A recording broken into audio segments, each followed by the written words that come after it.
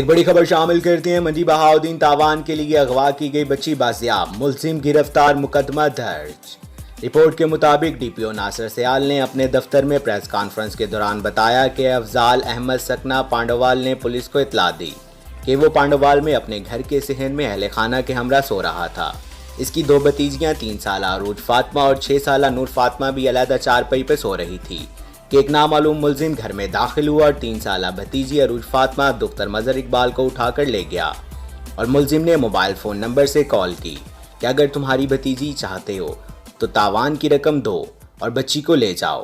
وقوعے کی اطلاع ملتے ہی مقامی پولیس نے فوری طور پر موقع پر پہنچ کے حالات و واقعات کا نوٹس لیا، جس پر ڈی پی او منجی بہاؤدین محمد ناصر خان سیال نے فوری کارروائی کا حکم دیا، جس پر قانونی کارروائی عمل میں لاتے ہوئے ڈی ایس پی صدر سرکل طاہر مجید خان کی سربراہی میں پولیس ٹیم نے علاقے کا گھیراؤ کیا